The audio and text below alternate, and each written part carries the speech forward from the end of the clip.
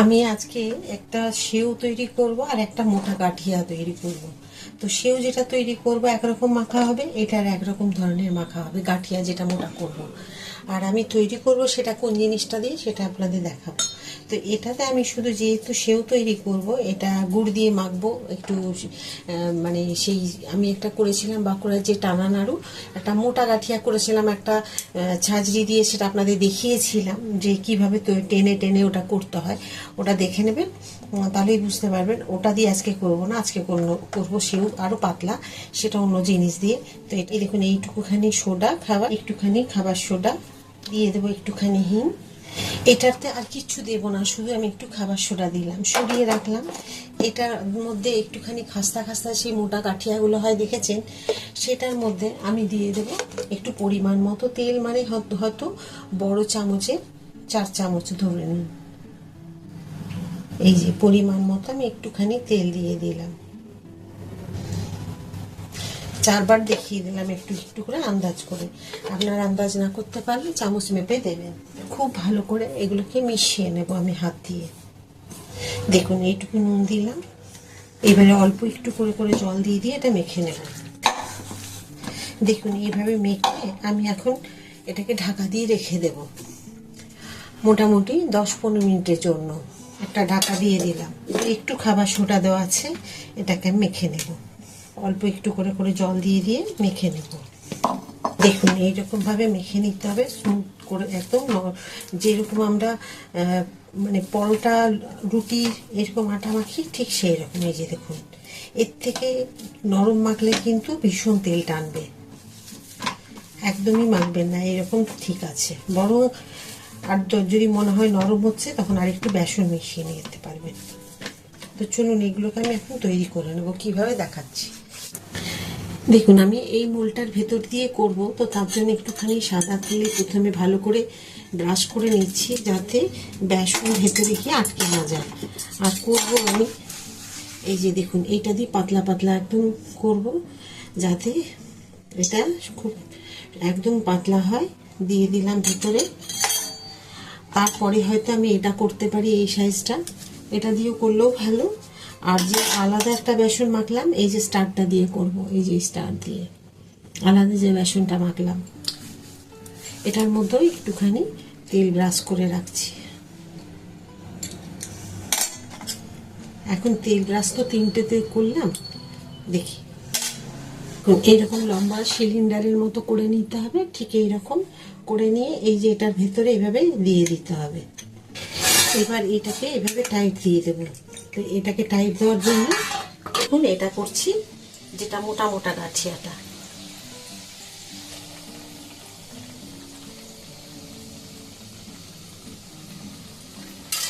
যখন ভাজবেন মোটা, তখন কিন্তু একদম ফ্লেমটা লো থাকবে। হাই ফ্লেমে থাকলে কিন্তু ওপরটা লাল হয়ে পুড়ে যাবে, মানে লাল হয়ে যাবে, মনে হবে ভাজা হয়ে গেছে, আর ভেতরটা থেকে যাবে কাঁচা। তো এটা ভাজার সময় একটুখানি আপনাদেরকে ধৈর্য নিয়ে ভেজে নিতে হবে। তো দেখুন কি সুন্দর হয়েছে। আবার এক পিঠ উল্টে নেব আমি, খেতে খুব সুন্দর হবে। দেখুন আপনাদের খুব সামনের থেকে আমি দেখাচ্ছি। এই যে আমি এটা ভাজলাম, এটা ভাজতে আমার 10 মিনিট সময় লাগলো, এই একটা ভাজতে। তো একটু ধৈর্য ধরে এগুলো ভেজে নিতে হবে। দেখুন কি সুন্দর হয়েছে দেখতে, এই দেখুন। তো এটা তেল ঝরানোর জন্য এইরকম আমি একটা জায়গার মধ্যে দিয়ে এটা তেলটা ঝরতে রেখে দেবো। এই যে এটাও ঠিক ওই রকমই 10 মিনিট সময় লাগবে। দেখুন এইগুলো আমার সব ভাজা হয়ে গেল। এই যে এগুলোকে এবার আমি সরিয়ে রাখবো। সেই ছোট ছোটগুলো আমি এই যে দেখে নিন, এটা দিচ্ছি। এবার এইরকম লম্বা করে সিলিন্ডারের যেরকম হয় শেপ, সেরকম করে দিয়ে দিচ্ছি।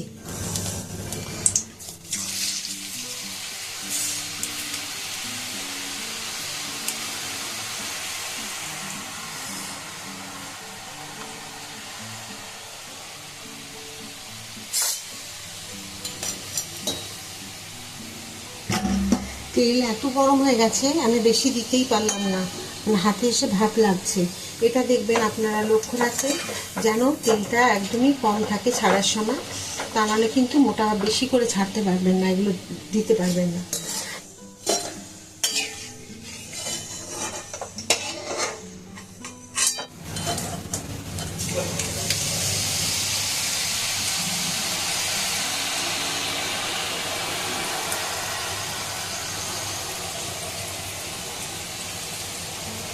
এবারে উল্টে দিতে হবে। দেখুন কি সুন্দর লাগছে দেখতে। দেখুন এর মধ্যে আবার আমি তুলে, কি সুন্দর হয়েছে দেখতে।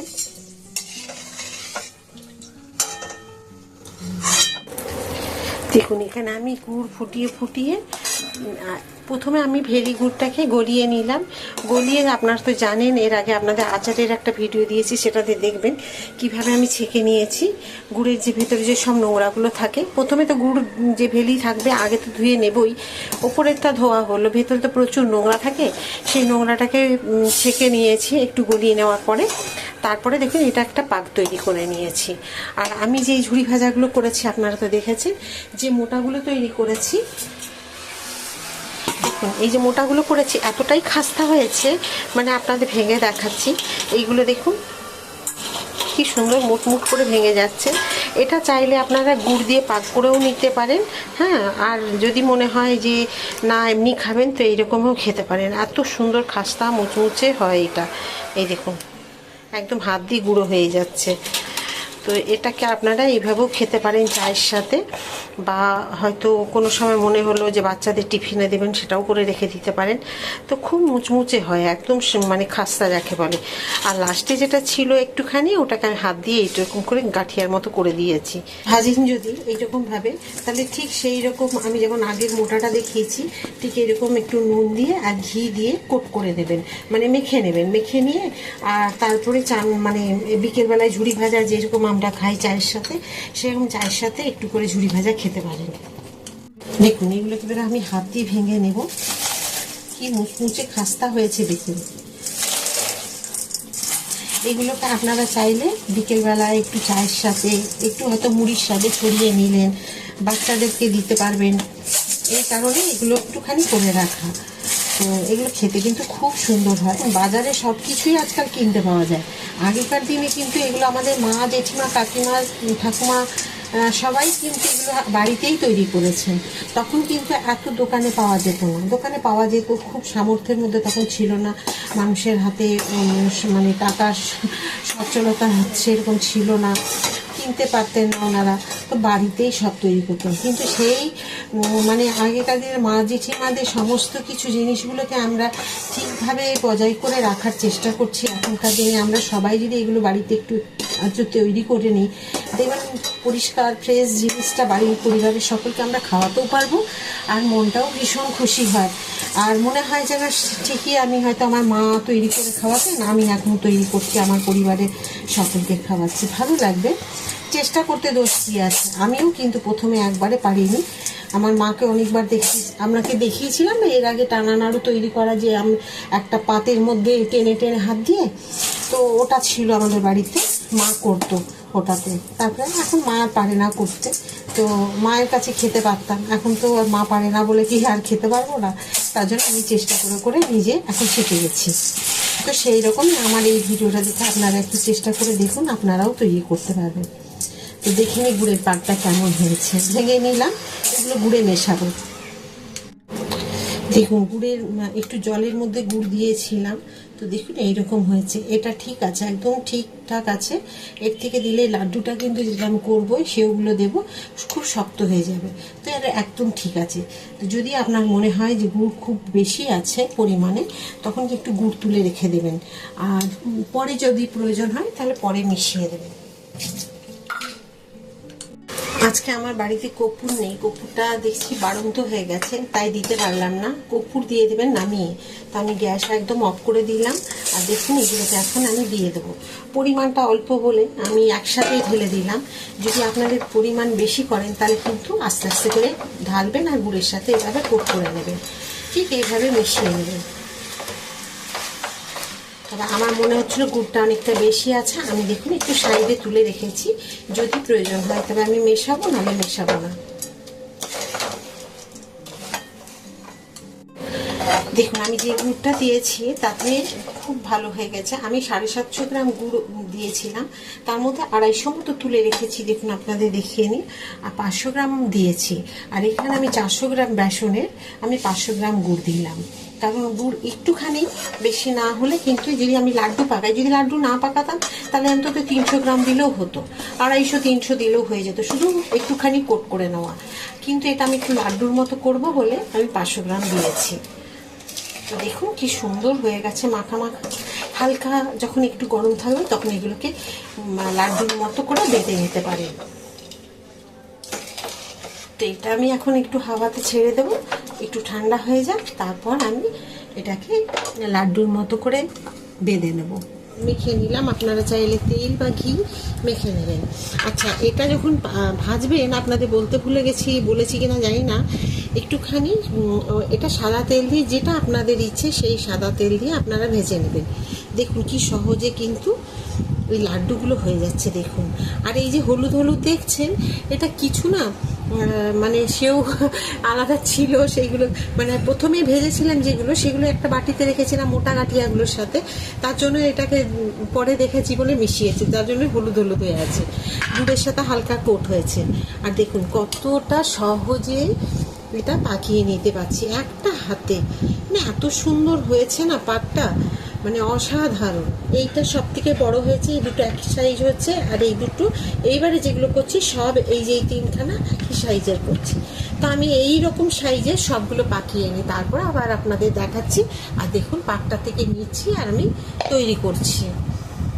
দু হাতে নিয়েছি, দু হাতে নিয়ে আমি কিভাবে পাকিয়ে যাচ্ছি দেখুন, এই দেখুন, দেখুন কি সুন্দর হয়েছে, দেখতে পাচ্ছেন? এইভাবে ঝটপট ঝটপট করে হয়ে যাবে। আবার আমি দুটো হাতে দুটো নেব, নিয়ে আর এরকম করে ঝটপট করে পাকিয়ে নেব। আর এখন এত সুন্দর হাতে ধরা যাচ্ছে, আর পাকটা যদি খুব ভালো হয় না, আপনার মানে কি বলবো, ঝটপট হয়ে যাবে।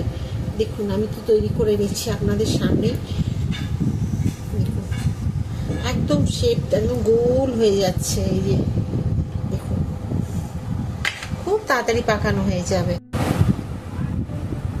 কেমন হয়েছে আজকে সেওর লাড্ডু বা টানা নাড়ু? এইটা এই যে লাড্ডু বাঁকুড়া বা পুরুলিয়ায় ভীষণ বিখ্যাত। আগেকার দিনের পুরনো দিনের মানে এই স্মৃতিগুলো আমাদের কাছে এখনও বেঁচে থাক, এটাই আমরা সবসময় চেষ্টা করি। কেননা অনেক পুরনো স্মৃতি যেগুলোকে মনে পড়ে যায়, যে এইগুলো খেতাম বা এগুলো আমাদের পুজোতে হতো। আগের যে কোনো পুজোতেই মাকে দেখতাম আমাদের যে টানা নাড়ু, আরসা মানে যেটাকে গুড় পিঠা বলে, এইগুলো তৈরি করতো মা। তো সেটা আমিও চেষ্টা করে এখন ঠিকঠাক পারি। তো সব সময় তবুও মনে হয় যে হয়তো মায়ের মতো হয়নি। যতই আমি ভালো করি না কেন, সবসময় মনে হয় যেন হয়তো আমার মায়ের মতো হয়নি, মা আরও এর থেকে ভালো করতো, এটাই সবসময় মনে হয়। তো আপনারাই একটু আমাকে কমেন্ট করে জানাবেন কেমন হয়েছে। যদি ভালো লাগে একবার অবশ্যই বাড়িতে তৈরি করে নিজে খাবেন, পরিবারের সকলকে খাওয়াবেন। আর যদি খুব ভালো লাগে প্লিজ লাইক, সাবস্ক্রাইব আর শেয়ার করে দেবেন, সাথে থাকবেন যেমন আপনারা সবসময় আমার সাথে থাকেন। আবার একটা নতুন ভিডিওতে নতুন রান্না নিয়ে আপনাদের সকলের কাছে চলে আসবো। সবাই খুব ভালো থাকুন। আর একটা লাড্ডু আমি আপনাদের ভেঙে দেখাই, দেখুন আমি এই যে এটা এখনও গরম আছে, দেখুন কি সুন্দরভাবে ভেঙে যাচ্ছে। এই দেখুন, আবার একটা নতুন ভিডিওতে নতুন কোনো কিছু রেসিপি নিয়ে আপনাদের সকলের কাছে আমি চলে আসবো। সবাই খুব ভালো থাকুন। নমস্কার।